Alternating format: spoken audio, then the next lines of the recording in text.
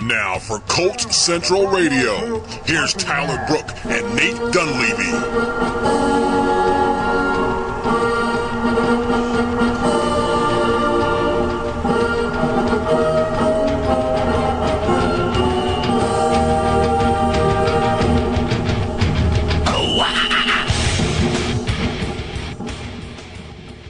What's up, everyone? Welcome to Colts Central Radio. My name is Tyler Brooke. With me, as always, Nate Dunlevy. Nate, how you doing, bud?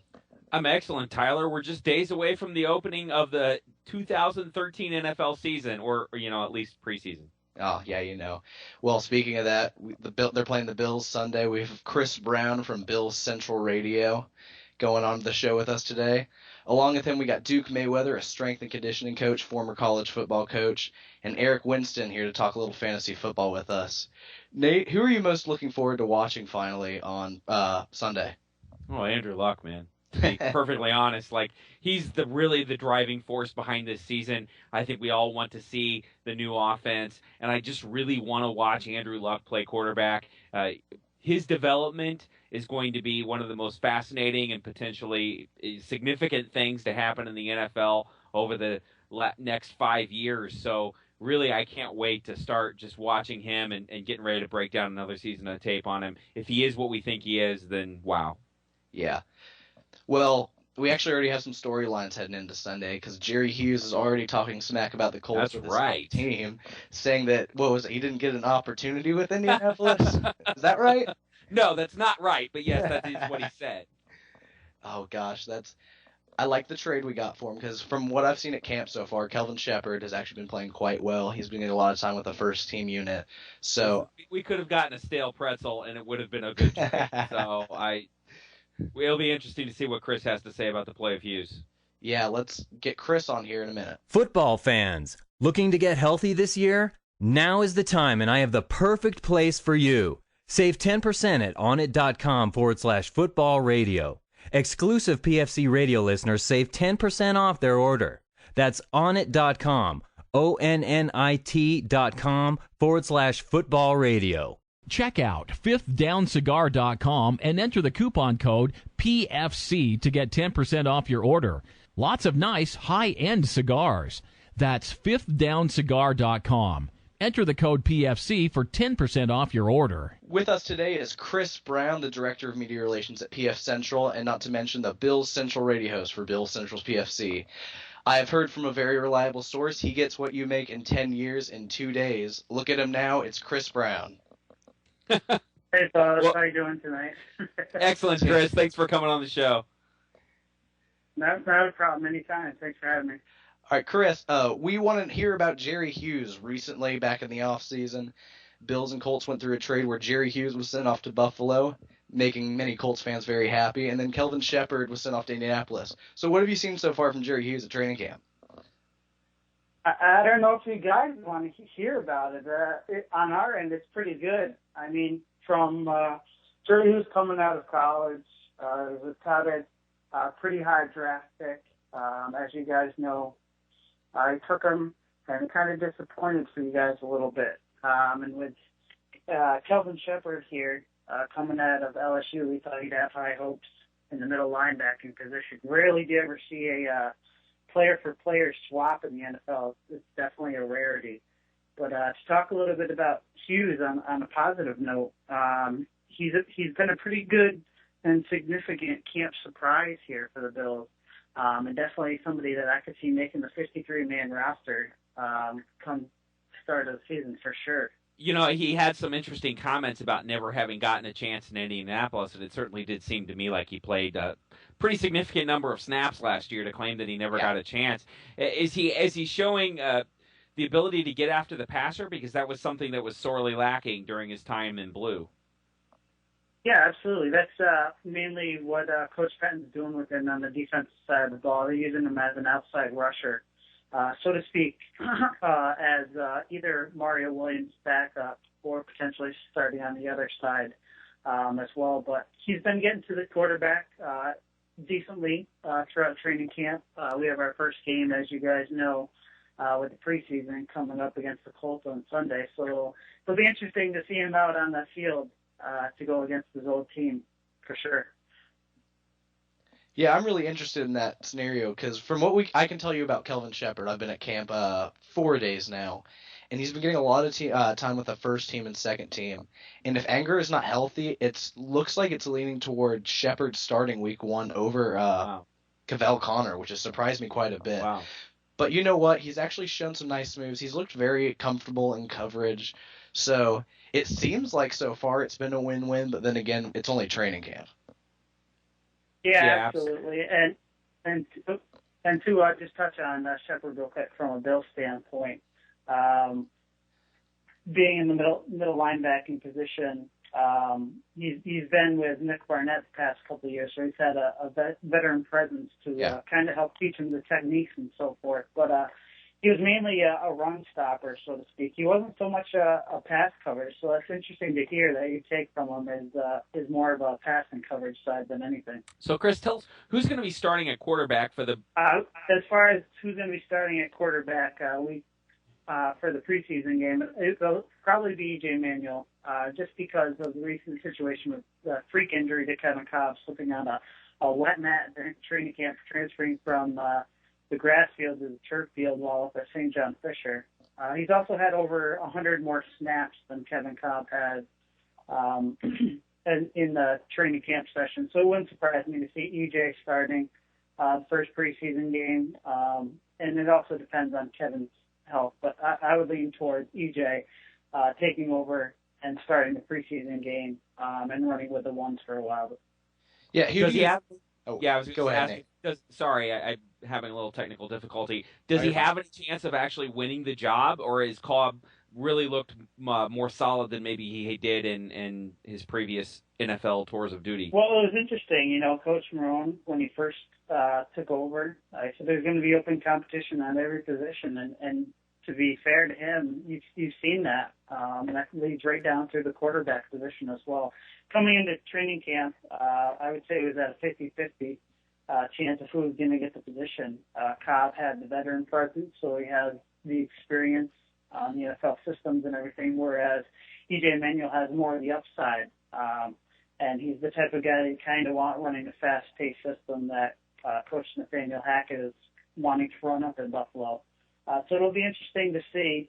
As far as who I think is going to be starting, the season, my time up at training camp this past week, I was up there for a couple of days, and it just looked to me like E.J. Manuel was a step ahead of Kevin Cobb.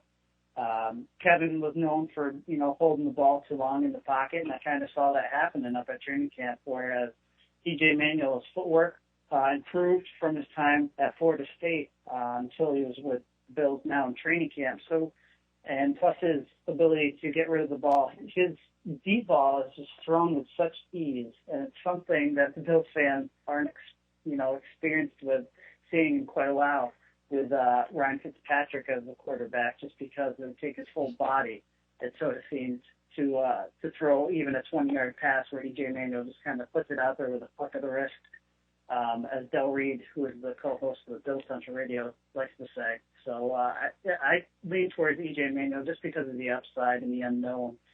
You don't draft a quarterback in the first round to essentially have him sit on the bench. But at the same time, I wouldn't be opposed to him getting that experience and possibly coming on later in the year as well. So that makes these preseason games a big deal for the Bills then. Oh, yeah, absolutely. And, with the Cobb freak injury, kind of takes things back a little bit. So it kind of gives EJ the front seat, so to speak, to get right in there and see how everything goes. So a lot of people were kind of happy, they want EJ to start day one and everything, but at the same time, I want Cobb to be healthy and to push EJ and have EJ earn the spot rather than, have it just be given to him based on a freak injury or so. Now, Chris, I've struggled with fantasy football. Like, I lose all the time every year. So I got to ask you, is, C.J. Spiller the go-to running back this year? Because I recently heard the statement that they're going to give him carries till he throws up. And to a fantasy football owner, that kind of makes you excited. So should I pick up C.J. Spiller in my fantasy draft? Absolutely. And, a lot of people may not have C.J. Spiller on the radar, but Coach Hackett put it out there. He's going to give him the ball as much as he can until he throws up. So, as far as a national standpoint, that kind of got out there. and maybe the cat's out of the bag, so to speak, just to see how C.J. Spiller does with the workload. As far as last year goes, he had over 6 yards per carry. And as you know, in fantasy football, it's all about the stats, yardage, and touchdowns. And with this offense coming in, he's going to get a lot of touches, even receptions. So he's definitely a dual back that can get you multiple points, and somebody I would take with a top 5 pick solidly, no doubt about that. Hey, Chris, let me ask you a little bit of inside information on one of our division rivals. The Tennessee Titans signed Ryan Fitzpatrick to be their backup quarterback, and given the fact that Jake Locker got hurt several times last year, there's a good chance that he could play. Now, we saw Fitzpatrick up close at Lucas Oil Stadium last year when the Bills came to town, and it certainly seemed to me like sporadic was the best word I could use to describe his accuracy. What can you tell us about Fitzpatrick and the end of the Fitzpatrick era in Buffalo? Well, it wasn't a happy one. I'll talk about, the end of Fitzpatrick era. There was a little mix-up in between. We had some pranksters prank the front office and Buddy Nix's office, and they pranked phone calls saying that they were the Tampa Bay Bucks GM down there.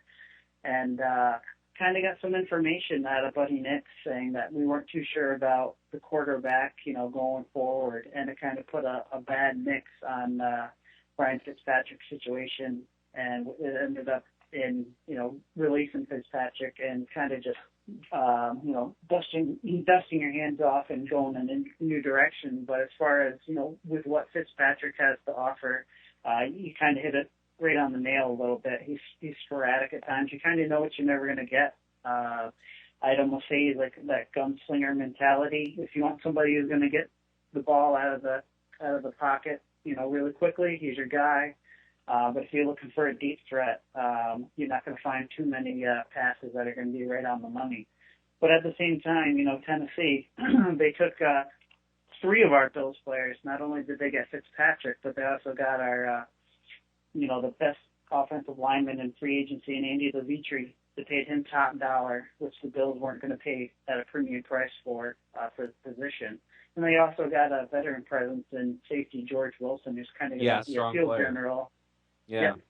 Field general, so to speak, in that secondary for the Titans. And to give a prediction a little quickly here as far as Locker's situation goes, don't be surprised if Fitzpatrick overtakes Locker midway through the season, if the Titans start to struggle a little bit. Well, that's a pretty bold prediction. I have a feeling that if Locker goes down, the coach and the GM are going with him. So at that point, there's no telling what will happen in Tennessee. Hey, Chris, I really want to thank you for coming on. Can you tell the people one more time where they can find all of your work, your show, if you have a Twitter account, if you write anything, give everybody a plug for where they can find you. Yeah, absolutely. Catch me on Twitter. Our personal account is @cbreezy2411.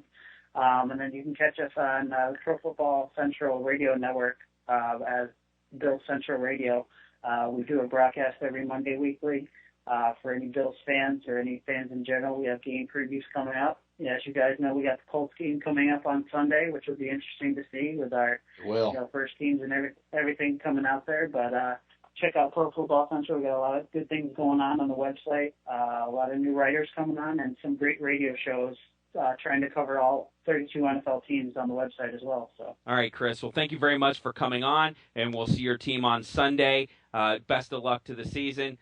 After this week, of course, although really it doesn't much matter. Best of Everyone luck. stay healthy. Nobody gets hurt. Yeah. Yeah. Absolutely. Thank you guys for having me, and good luck this season. Appreciate it. All right. You too. Thanks, Have Chris. a good one. Football fans, check out ProFootballCentral.com for all the latest NFL news and analysis. Also, check out the very popular Pro Football Central Radio Network for awesome NFL talk around the league. Go to ProFootballCentral.com. ProFootballCentral.com. All right, guys, here with us now is Duke Manyweather. Am I saying that right, Duke? That is correct. All right. Duke is a co-creator and evaluator for BeyondTheCombine.com, a strength and conditioning coach and a former football coach. We thought we'd have him here on today talking about Colts training camp. Duke, thanks so much for coming on, man. Thank you for having me. Hey, Duke, I'm really excited to talk to you tonight. We've seen over the last probably 5 or 6 years in Indianapolis just a steady stream of injuries. The Colts have been one of the most injured teams in football, and I have been tipped off by some friends in the medical profession to say, look at strength and conditioning as one of the reasons why a team might have such systemic injuries, more than just one tough year, but year after year after year. What can you talk about in terms of the role of strength and conditioning, in terms of getting players healthy and making sure they stay healthy through a long, brutal season? Absolutely, and that is something that is talked about and debated about among strength and conditioning coaches at every level, whether you're talking about the intercollegiate level or at the professional level. So many times, the thing that is not taken into the account is the reps that these guys get in OTAs and off-season workouts. That starts to add up and build up and transpires and kind of backfires when you get into the programming once teams let their guys go in about mid-June. And, you know, these guys want to hit it full speed and a full head of steam simply because they're professionals and they like to compete.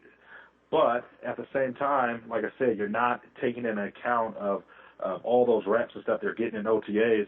And so what you end up having is accumulation. And accumulation then it could be good or bad. You know, they could build up and peak at a certain time, exactly where you want them, ideally as a strength and conditioning coach, or it starts to pile up, especially if they're coming in with bumps and bruises and knocked up injuries and stuff. And it starts to compile into something quite more serious. And so what we did at O-Line Performance this year is we had the guys report to us all the time and really make it a point that, hey, you know, is something tight? Is something bothering you? We see something in your everyday lifts that doesn't look like how it did last week. So we kept an open dialogue with our guys and how they felt and their output and their performance while we were getting them prepared for the season. And I think that's huge. A lot of guys want to push it, but at the same time, you got to scale back a little bit.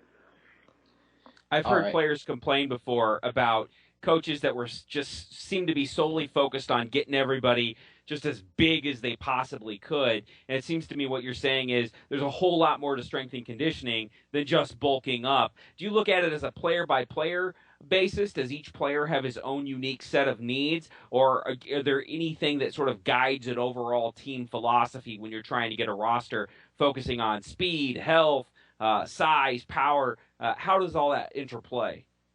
That's a great question. I think that your primary focus has to always be getting guys strong, okay? Strength is the basis of every athletic movement, you know. I mean, that's number one. That has to be the number one basis. But then your next concern is keeping flexibility, making sure that all the treatments and the self-maintenance is being done, because without those small things, it can create larger problems. So as important as it is to get these guys strong and put on the good muscle mass, you want to make sure that these guys are staying limber, staying flexible, continue to build their core strength, continue to eat right, which is a whole other topic that's starting to come up a lot. And also, you know, making sure that, once again, that these guys are listening to their bodies and getting the proper treatment and take care of themselves away from the facility and, you know, doing the right things with their spare time to help their body. Now, Duke, there's something I'm actually very curious about. Brian Bulaga recently tore his ACL out for the season, and there were talks that he was going to try to play through that partially torn ACL. I'm curious if you've ever actually seen like something like that in your profession, and if you have, what is the pain tolerance a guy has to have like to go through that? You know, I think there's a couple of different things that go into that. First, it's the mental side of it, of a guy like Bulaga being tough and saying, you know what, I want to play. I'm going to try to play. And, you know, I can tell you this. I've seen it before, but guys have played interior. And, you know, they put a brace on and really treatment. They're very limited at practice, but able to go in and play not quite as effective as they would have been, but definitely come out and get some type of production. But what it ultimately boils down to with a guy like Bulaga is he's playing on the edge, and he was playing left tackle and made the move to left tackle this season. It's very difficult to play that position with the type of caliber of athlete that you're going to see on the edge week in and week out in the NFL. Oh, yeah. With a torn ACL, and his intentions were great. It shows you how tough-minded that the guy is. I don't want to say it's physically impossible, but it's very difficult to play with that injury at that position. The rigors on the line of scrimmage, week in, week out, snap in, snap out, just doesn't allow you for maximum output with that injury. Duke, former Indianapolis coach Bruce Arians is talking about doing something relatively controversial in Arizona, where he talks about that he doesn't really want to see his players stretch before the game. And he's talked about some studies have shown that stretching actually can reduce the power that an athlete generates. Is there any truth to this? Is this insane? Are we going to see a whole lot of busted hamstrings in Arizona, or are there other things you can do to improve flexibility besides just, yoga or stretching or something like that? Well, I can tell you this. This is something that is debated quite often about stretching and should you go out and stretch. Of course, everybody in the strength and conditioning world who has studied this knows that a cold stretch is not necessarily good. So with coaches, strength and conditioning coaches around the world, have kind of instituted are, static warm-ups where there's a movement stretch, a series of movements that give you the same effect as stretching, but you're moving. You're getting the muscles warm, and you're not just sitting there taking it straight down, hamstring stretch on cold muscles. Because that's what makes you more susceptible to muscle pull and muscle tears is when you go from, pretty much, quote-unquote, a cold body to stretching. It's almost like you're tearing the muscles instead of getting warm, getting the blood flow, moving and stretching through movement. That's fantastic. Absolutely, absolutely. So I think Bruce Arians is on to something. I think that when you hear guys say, hey, we're not going to stretch, you're thinking, oh, we're just going to come out and go. I don't think that's quite it. I was curious, what do you do for guys who are trying to prepare? I don't know if you've ever had anyone for the Combine, but what is it like to prepare for the NFL Combine, especially as an offensive lineman? Preparing for the NFL Combine is definitely a grind. I have not per se prepared somebody for the Combine initially. I've definitely prepared guys for coming in to off-season workouts and stuff like that, and end up being undrafted free agents. This year I will work with a group of guys for the Combine, but I can tell you what some of the rigors are. It's a mental thing, especially for the big guys. For the big guys, it's teaching them how to run a 40. It's teaching them, how to broad jump and all that stuff. The ideal is Combine training is very special now. People and institutes are, getting paid top dollar to teach these guys essentially these Combine drills. Our philosophy at the Charles Bentley offensive line performance is a little different. Yes, these guys are going to get coached up on the proper technique to complete this Combine training. They're going to learn how to run the 40. They're going to learn how to jump the vertical jump. They're going to learn how to do the broad jump. They're going to learn how to do, all the testing and the measurable things that scouts and teams like to see that we all judge people on. But at the same time, the training that you're going to get strong as possible. Your capacity, your workout capacity is going to grow, which is going to allow you to get better production out there during the Combine. So as important as the Combine training is, the way we train offensive linemen is we want to train them to be the best offensive lineman possible and not the best Combine warrior possible. Fantastic. In doing so, we've learned, though, this past year in the Charles Bentley O-line performance that, some of our guys ranked in the top in the 40. Winston Painter, now with the Denver Broncos, ranked in the top with the 40. Reed Fragel, who trained with us, also did. Same thing with these guys on the bench press with 32 and 33 reps. So the proof is kind of in the pudding, and it kind of shows that our philosophy and what we're on to is very unique, but at the same time, it works. Do you tell them to keep their shirts on, unlike Andre Smith from his pro day? To each his own. I can tell you what, if you saw a former Virginia Tech offensive tackle, Winston Painter, who now plays for Denver Broncos, that guy can take his shirt off whenever he wants. The guy's put together, man. He's really put together. Duke, this is fantastic stuff. I really want to thank you for coming on with us tonight. Can you tell everyone how they can find you on the web, if you're on Twitter, anywhere that they can find you, and how people can access your services, especially if we got any young guys out there that are looking to prep for the NFL or high school? I might need to just talk to you because I'm a little out of shape. Absolutely. You can find me in quite a few different ways. Find me on Twitter at BigDuke50. That's BigDuke50. That's a great way. I'm always on Twitter tweeting great things, so I'm told. Also, you can check out OlinePerformance.com. OlinePerformance.com is the project that Charles Bentley has put together. Is really revolutionizing how offensive linemen train and prepare the elite way. L. Bentley offensive line performance is just it's dynamic and unique in its own. And then for me, you can catch up with all my evaluations as the college football season rolls around and as the draft season comes around at BeyondTheCombine.com. So BeyondTheCombine.com, at BigDuke50 on Twitter, and then OlinePerformance.com to check out what me and LaCharles Bentley have going on. And I'm very thankful for LaCharles Bentley, to bring me into offensive line performance, and it kind of meshes the best of both worlds for me, being a former offensive line coach and D-line coach at the college level, at the same time as a strength and conditioning assistant. And so now all three of those hats are rolled into one here at LaCharles Bentley Offensive Line Performance, and I'm also able to evaluate and really get a good look at these college offensive linemen as well as a pro offensive lineman. Duke, that's fantastic. Duke Manyweather, ladies and gentlemen, at BigDuke50. I literally just followed him right now on Twitter just to make sure, just to set a good example. Really looking forward to it. Thank you for sharing your knowledge tonight with us. Appreciate it. Please come back again soon. Thanks, dude. Absolutely. Thank you for having me, guys.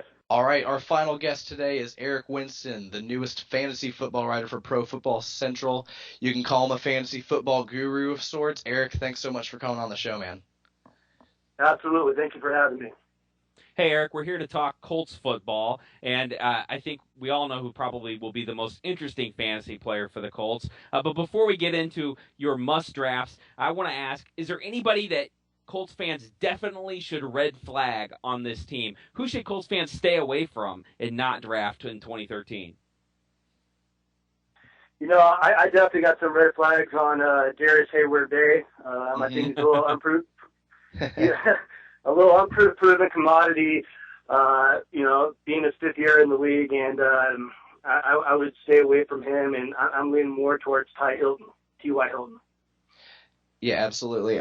Everyone's excited about Andrew Luck in his sophomore year. A lot of people are expecting him a big year. Where does he rank among your top fantasy football quarterbacks? I would give him like a QB3 rating, about, in the high end of the third pool. He's definitely top 10. The problem is he's about 8, 9, 10, depending on your projections. I love his passing yards, but he really needs to work on getting those touchdowns higher, those interceptions lower, better passing percentage and QB rating. So, but I definitely think he's a top 10 quarterback just at the tail end. Which of the Indianapolis running backs do you think fans should take and win, or should they just stay flat away from the Indy run offense between Bradshaw, Vic Ballard, and I suppose if anybody's league is really deep, they could look at Donald Brown? I'll be honest with you, Bradshaw excites me. He just straight out excites me. When he was over there interviewing with Pittsburgh Steelers, I thought that was going to be a good fit before the draft. Maybe Pittsburgh trying to get more of the run ball. Bradshaw's done phenomenal for me in previous fantasy seasons, especially a couple of years ago. Vic Ballard, and I feel the rest of the committee, running back by committee over there in Indianapolis, has been unproven. Ballard, had about 800 yards. But, I'm projecting Bradshaw as an RB3. Some can make a very bold, maybe at a very low RB2. But I think he's going to be a 1,000-yard rusher. I expect him back in the the third preseason game, and I mean I think he excites me. As an RB3, I think he's going to be a stud. I think the two guys that are exciting a lot of Colts fans this year, perhaps more than Luck, are Kobe Fleener and Dwayne Allen. Both guys are looking real good in the new offense, especially Kobe. And if Fleener's healthy, what do you guys think about, or what do you think about both of these guys? Yeah, I think that's a great topic. I love this. What I love more is how they're bringing in the offensive coordinator from Stanford, Pep Hamilton. Obviously, Colby Fleener and Andrew Luck worked underneath, Hamilton at Stanford. It sounds like they're stepping away from a 3 wide receiver formation and going to a 2 tight end formation.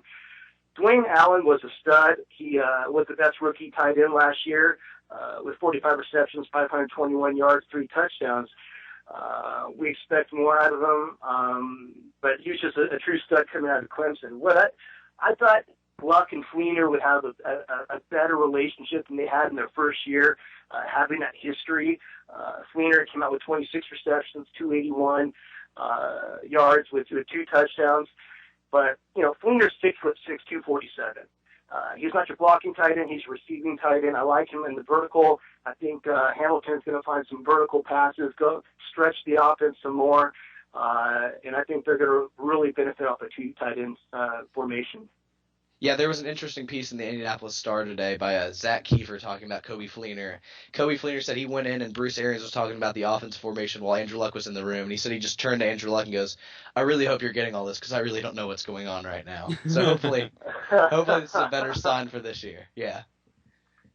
Yeah, I think so. I think everyone can be just a whole lot comfortable with Hamilton there as the offensive coordinator, with 1 year of Luck, having 1 year underneath his belt and his maturation process and being familiar with the system, being familiar with Hamilton. And, everyone's talking about, Dwayne Allen and as, potential stepping up and being that stud tight end. I want to go out on a limb. I'm thinking Fleener's going to go be better than Allen. So yeah, I wouldn't be surprised just because he's probably going to play outside quite a bit, given the fact that the only real outside receiver Indianapolis has is Hayward Bay, and I don't think anybody really trusts him. Reggie Wayne played in the slot more than just about anybody. T.Y. Hilton feels like a slot receiver.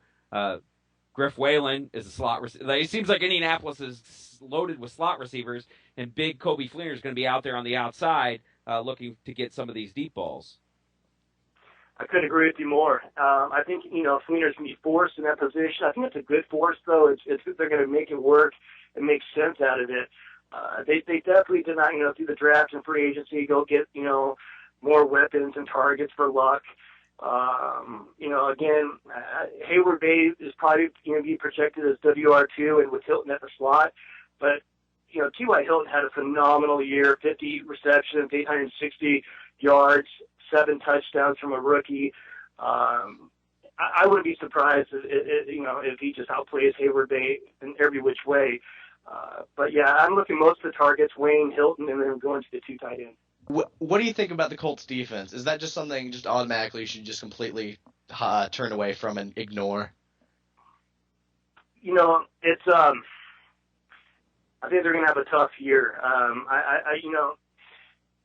Case in point, they were 2-14 2 years ago, and you can't just go from 2-14 and just be to be elite teams overnight. It's a process. It's a rebuilding process. I see this team every bit maybe still 500, 8-8 at the end of the day. The defense, they went to the draft and they really worked on that offensive line. They really worked on the defensive end. And that's where they, put most of their emphasis, most of their attention, most of their efforts, and hence why they did not give. In fact, I believe they didn't give Luck any weapons to the 7th round in the draft. So, losing Freeney and seeing the performance of the defense, I see that, defense being on the lower, last 10 of the league, maybe even, worst 5.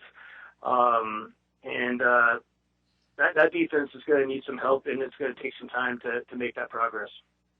Well, I find that very difficult to argue with. Hey, I want to thank you very much for coming on the show tonight, Eric. Hey, can you tell everybody how they can find you, all the places they can find your work, hear you? How can people get a hold of you on Twitter, all of that? Yeah, absolutely. I just, on Twitter, I'm at Winston's Take, Winston's with an S, and you can find me there. And please join me. Reach out to me. I love talking sports 24/7, so I'd love to hear your feedback. And once again, guys, thanks for having me. All right, no problem. Thank you for coming on. All right, thanks to all of our guests for coming on today. Nate, thank you so much. Tell everyone where they can find you on Twitter real quick. Yeah, everyone can find me at Nate Dunlevy, Dunlevy, and they can find my writing on ColtsAuthority.com and also blogging.com. All right, and you can follow me at T_BROOKEY, T Brookie. You can find my work on Stampede Blue and Bleacher Report. That's it for our show. We had 3 awesome guests tonight. Everyone have a great night. This has been a presentation of the Pro Football Central Network.